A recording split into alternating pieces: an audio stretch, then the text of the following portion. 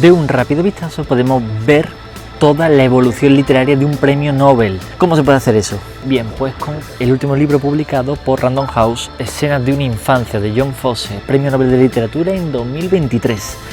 Bien, esto es una recopilación de relatos que él escribió desde 1981, aunque alguna gente dice que su carrera comenzó en el 83, hasta 2013, toda una vida literaria.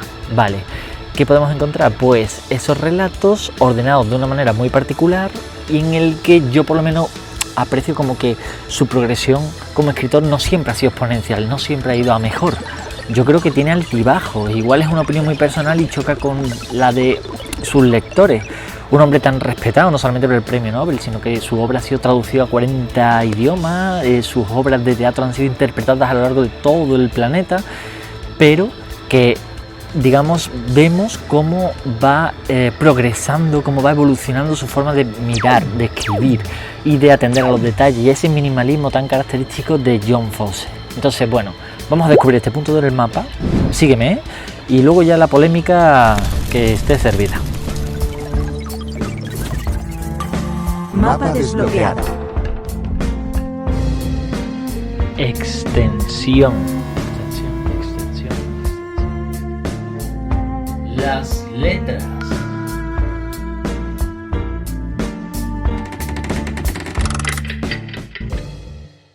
Pues me voy a venir aquí con el moño que le he puesto a Lorca. Yo creo que a él le hubiera gustado hablar del libro de John Fosse, Escenas de una infancia. La verdad es que me he decidido por esta zona porque, bueno, si no habéis visto el libro de Malaherba, sobre el libro de Manuel Javois, creo que es un plano precioso, había que disfrutarlo, así que he vuelto sobre las andadas. Siempre dicen que el asesino vuelve a la escena del crimen, ¿no? Pues en mi caso, esta es la escena del crimen. Y bueno, y tengo ganas de hablar de este libro de John Fosse. A John Fosse yo lo conocí, y voy a remitirme a otro vídeo, por una lectura de un club de lectura, y esto lo he hablado en el vídeo sobre por qué se siguen vendiendo los clásicos a día de hoy. Y entonces, en un club de lectura, a mí propusieron leer a John Fosse su obra de Mañana y Tarde, y a mí me flipó muchísimo su obra, porque Mañana y Tarde es un libro muy fino, os lo recomiendo, y es como muy onírico, y va sobre un anciano que se despierta en su casa y hace como su rutina habitual, pero de repente nota como que el cuerpo le va bien, le va diferente, luego el café le sabe diferente pero bien, algunos objetos incluso empiezan a brillar y ya empiezas tú a sospechar de qué le ha podido pasar cuando ves que se reencuentra con su mejor amigo de donde viven, en las montañas, y él se para un momento y piensa, pero si hace por 7 años que mi amigo murió. Entonces ya ahí empiezas tú a sospechar, de decir, ¿qué está pasando aquí? Pero quieres saber más. Además todo explicado con muestras de su estilo, muy minimalista, algo poético, pocos personajes, muchos silencios en conversaciones, como que se sobreentienden muchas cosas o te da tu tiempo para que reflexiones. Lo mismo ocurre con su relato, con Escenas de una infancia, ¿no? Esa recopilación de relatos, obras suyas desde el 81 cuando empezaba y le publicaron el primer relato hasta el 2013, que es, como he dicho antes, casi toda una vida literaria. Bien, ¿qué es lo que me pasa con Escenas de una infancia? Por cierto, guapísima la edición, me recuerda mucho a el cuadro de Goya, ¿no? Con este perro, este fondo terroso. ¿Qué es lo que pasa? Que, están ordenados de una forma, digamos, que según tengo entendido, se le antojó así al propio autor. No está cronológico. Hay relatos que empieza como más adelante en el futuro, luego vuelve a los del pasado, luego vuelve a los últimos. Creo que solamente se respeta la cronología en el primero y el último relato. Creo que el primero sí es el del 81 y el último es el de 2013. El resto va variando. Tiene su sentido interno, pero para mi gusto creo que es un poco complicado para disfrutar de la lectura de estos relatos de John Fosse. Por eso me decidí a hacer este vídeo, porque creo que hay que mostrar la ventana de advertencia, peligro, ante cosas que van, digamos, a dificultar a lo mejor a un lector poco experimentado con la obra de John Fosse sobre, su propia obra. Bien, para empezar, empieza con un relato llamado Él, que sí que es del 81, aunque muchas personas en sus webs, muchos periódicos, muchas revistas especializadas dicen que Fosse comenzó en el 83, él siempre ha defendido que fue en el 81 cuando le publicaron este relato suyo. Bien, este relato llamado Él, la verdad es que como puerta de entrada, yo ya que venía de otra obra, fue un aliciente para leerlo, fue divertido, pero pensaba continuamente, ante alguien que no haya leído nunca a John Fosse y solo lea este relato así como a bote pronto, creo que le puede espantar, en el sentido de que está complicado en cuanto a la técnica, porque John Fosse utiliza mucho como los discursos mentales, los discursos internos, y en este primer relato todo es, o sea, no te diré que es seguido, porque sí que tiene signos de puntuación, pero tarda en ponerlo, y luego también hay como repeticiones internas, que es como realmente como pensamos, ¿no? O sea, tú a lo mejor estás pensando, hoy que hace buen día, tengo que poner una lavadora, y luego piensas así, porque luego he quedado a las 3 y luego tengo que acordarme de comprar la cena, y no, la lavadora, tengo que poner... Entonces otra vez vuelves a meterle, ¿no? Pues cosas así sí que tiene su obra. Bien, por otro lado, yo vi que la historia en sí, ese Él, la verdad es que tiene mucho de biográfico, porque luego vería en otros relatos, digamos que son más de forma más biográfico, de forma transparente, ¿no? Y él mismo lo ha reconocido luego en entrevistas. Ahí tiene ya como un germen, que viene, yo imagino que desde su casa, desde lo que vio con su padre, cómo se relacionaban entre ellos, sus costumbres. No olvidemos que este escritor, John Fosse, es noruego, y que por lo tanto, claro, la cultura noruega igual puede chocar un poco con nosotros, que somos más latinos, ¿no? Más, no sé, tenemos otro ritmo en la sangre. Entonces, claro, tampoco quiero decir que esto sea una literatura lenta, al contrario. Sé que hay unos clásicos que sí que han sido como muy lentos y que eso ha echado a mucha gente para atrás. Pero no. Aquí todo el tiempo pasan cosas, pero se atiende desde el discurso interno, el discurso mental que cada uno tiene. En este caso, el protagonista. Entonces, este primer relato, la verdad es que fue curioso, fue interesante como puerta de entrada. Leído todo el libro, igual yo no lo hubiera puesto como el primero. Yo hubiera ido subiendo la intensidad a medida que vas leyendo la obra. Por eso digo que hay que tener paciencia, hay que tenerle energía puesta al libro, porque merece la pena, merece mucho la pena. Pero igual ese primer relato desorienta al que no esté preparado, al que no esté advertido. Pero bueno, ya habéis visto todo mi vídeo de mapas desbloqueados, por lo tanto ya nadie le va a pillar por sorpresa ni se va a asustar. El segundo relato, que es Escena de una infancia, ya damos un salto en el tiempo, nos vamos a 1994, y la verdad es que ahí sí que me sorprendió, porque la verdad no me lo esperaba. Algunos son como solo un párrafo, otro es media carilla, otros sí se hace más largo, otros son apenas 4 frases. Y la verdad es que esta parte, él ha dicho en alguna entrevista como que no lo quiso ni revisar, que lo que escribió así se quedaba, que tampoco el orden quería revisarlo. Y supuestamente son como flashes de su memoria, ¿no? De aquel entonces, aunque él mismo ha reconocido que su memoria es frágil en el sentido de que no puede plasmar las cosas tal y como fueron, sino que siempre la ficciona, le mete literatura.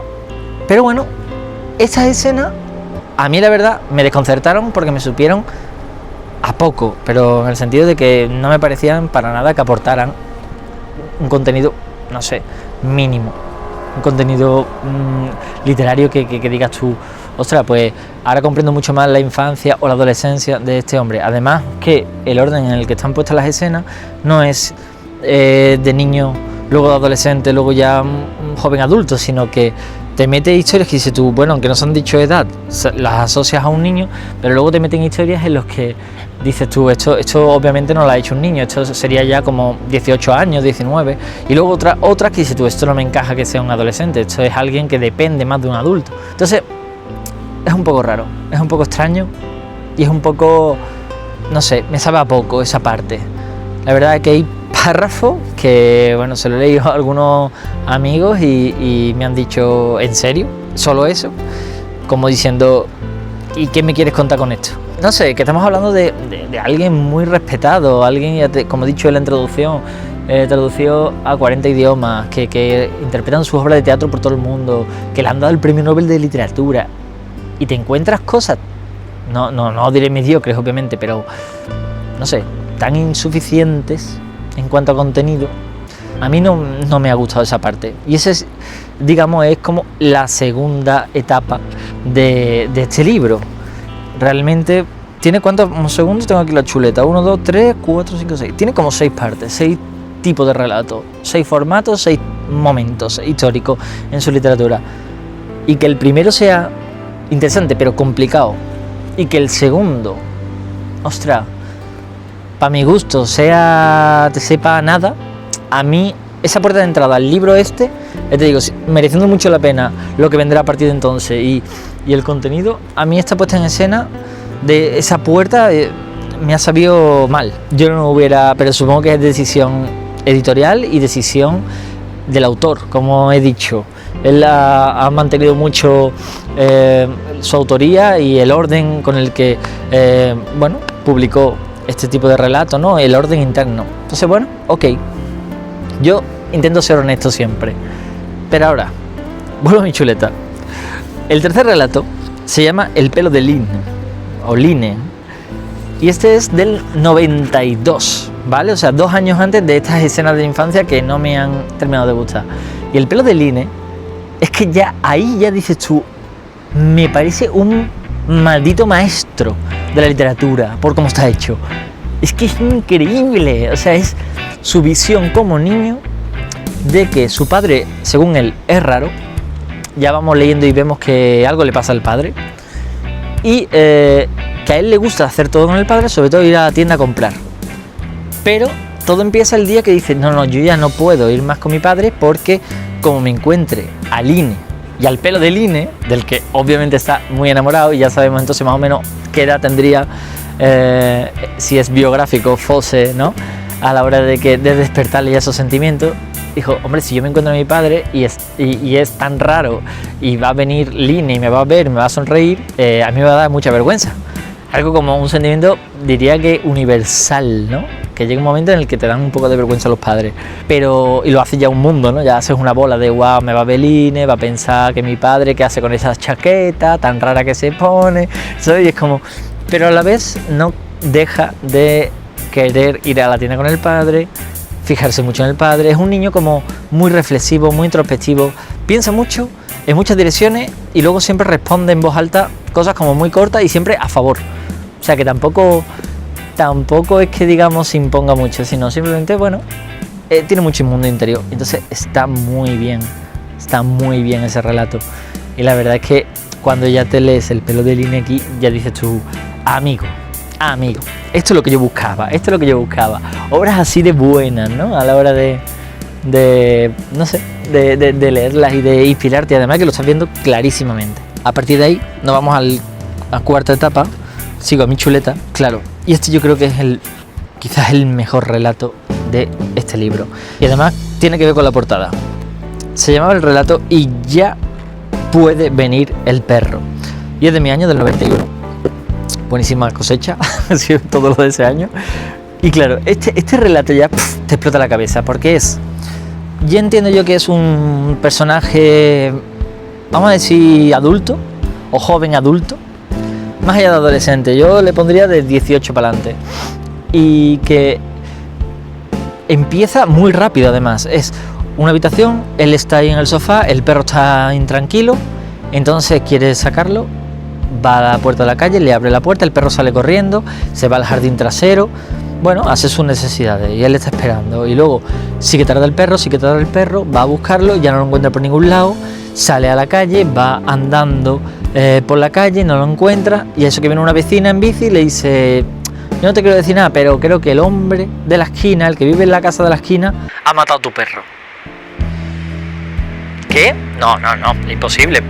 Sí, porque a mí me mató ya 3 gatos y yo he escuchado un tiro y yo creo que ha matado a tu perro. Entonces, todo el relato empieza, es de nuevo el discurso mental, esa narrativa, todo minimalismo, todo una personalidad, o sea, a lo mejor nosotros, vuelvo a decirlo en latino, ya estaríamos pegando gritos, diciendo, ¿qué dice? ¿Qué dice? ¿Qué dice? No sé, cualquier cosa, saliendo corriendo hacia la casa, pero él va tranquilo como diciendo, no, es imposible que haya matado a mi perro y tal, pero claro, él ya va con el chip, eso sí, si ha matado a mi perro, yo esta noche lo mato, así, con calma, tranquilidad, yo esta noche lo mato. Porque él ha matado a mi perro y no tenía que haber matado a mi perro. Si ha matado a mi perro, yo esta noche lo mato.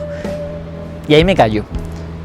Creo que es el relato, puede que sea el relato más largo de este libro, pero vas a estar deseando que no acabe, porque es increíble cómo va generando una tensión a base de pensamientos recurrentes, a base de incógnitas, a base de hechos que van pasando y dices tú, ostras, ¿y ahora qué? ¿Y ahora qué? ¿Y ahora qué? Que además a mí me hizo por lo menos replantearme todo el tiempo, ¿qué haría yo en este caso? A mí me mata, en mi caso, mi gato y ¿yo qué hago?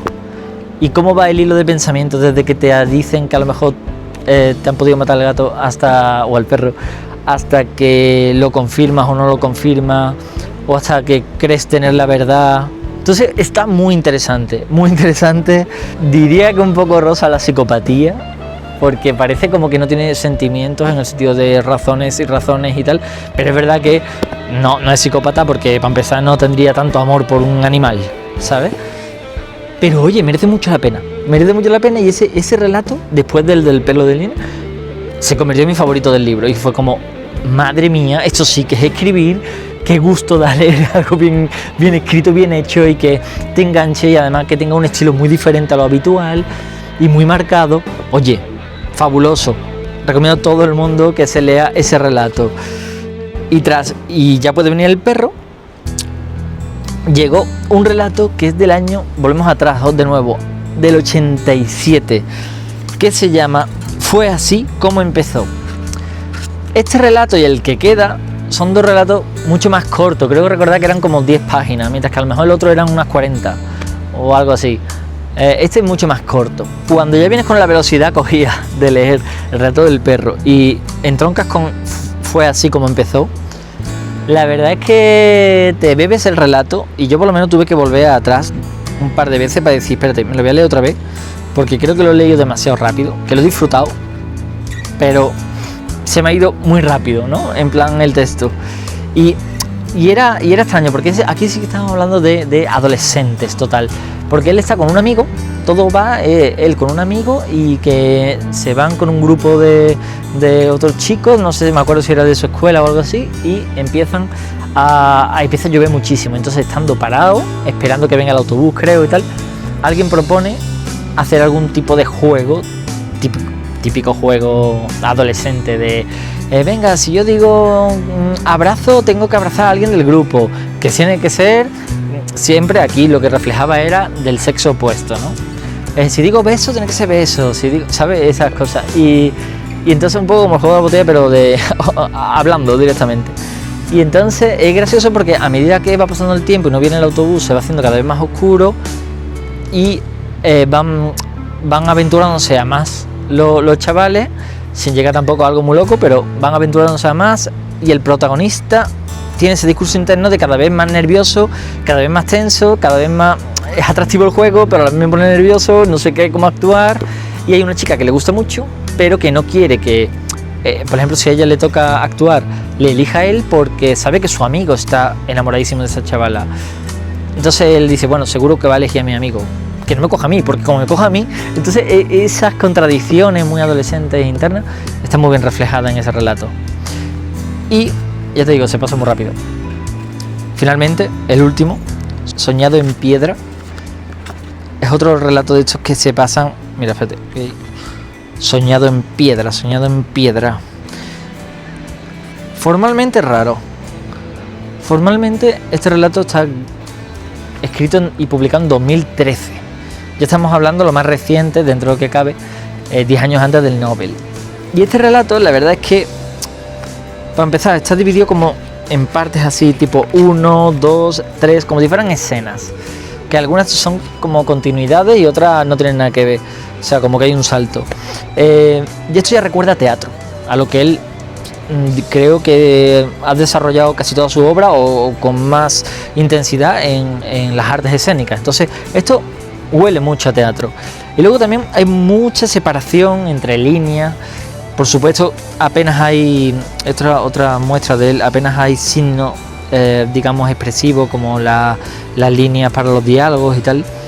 La verdad es que este relato es el que más me recordó a Mañana y Tarde, a este libro que decía al principio, ¿no? Del anciano que se despierta y tal, y todo parece como un sueño o como un, no sé, como este relato parece como que está creado en ese vacío, en esa nada, que puede ser la puerta a la muerte o el descansillo de la muerte, que puede volver a la vida, o puedes avanzar hacia la muerte, o un sueño, o es algo mental, como una ficción proyectada desde la mente, o es una alucinación. Es extraño porque se hablan de avalanchas, pero dicen, pero no había avalancha, y él es como, no, bueno, sí, pero una avalancha muy lenta, muy de poco a poco, pero entonces no se puede considerar avalancha. No, sí, y además las piedras se iban moviendo pero poco a poco, pero no había ninguna grieta en el suelo, en la montaña. No, pero a lo mejor había mini grietas, 1.000.000 de mini grietas invisibles. Entonces, como esa sutileza poética es lo que tiene este último relato, ya te digo, y recuerda muchísimo, porque la persona parece ya mucho más anciana, recuerda muchísimo a Mañana y Tarde. Entonces yo creo que si te gusta este relato, te va a encantar Mañana y Tarde, está claro. Además que tiene como eso, tiene como su parte de humor, su parte desconcertante, parece que es una persona que ha perdido la memoria o que está desorientada, pero hay como varios desmayos, a esos desmayos a veces lo confunde con que ha habido varias avalanchas. Es raro, pero es bonito, me gusta. A partir del tercer relato, del pelo de Line, ya el libro es como mejora muchísimo. Y viendo los saltos en el tiempo, ¿no? Como que fue el primer relato en el 81, luego el que no me gustó en el 94, luego el que me encantó ya en el 92 y mi favorito en el 91, o sea, como que luego los siguientes relatos eran 87 y 2013. Entonces creo que a mí me gusta más, a mí personalmente, me gusta más la etapa de John Fosse en la primera etapa de su escritura, desde el 87 hasta el 91, y luego en su última etapa, es decir, ya más cercano, ya en pleno siglo XXI. Es lo que más me atrae de John Fosse. Entonces, wow, vaya yate, ¿eh? Increíble. Ojalá estuviera yo ahí, no aquí hablando. La verdad es que es un libro que merece mucho la pena, publicado por Random House, una edición muy cuidada, muy bonita. Ya te digo, me recuerda muchísimo la portada al cuadro de Goya, entonces le tengo especial cariño y bueno, es una bonita puerta de entrada para este Nobel de literatura si no lo has leído antes. Ya te digo, yo me dejaría el primer relato y el segundo para el final, casi, para entrar con mucha más suavidad a partir del tercer relato. Pero bueno, ya que cada uno haga lo que quiera, que cada uno actúe como crea si le matan a su mascota o presuntamente le matan a su mascota, y por favor no dejéis de leer este libro y Mañana y Tarde. De momento es lo que conozco del autor y vamos, recomendadísimo al 100%. Muchísimas gracias por ver este vídeo y nos vemos aquí o en el yate. Hasta luego.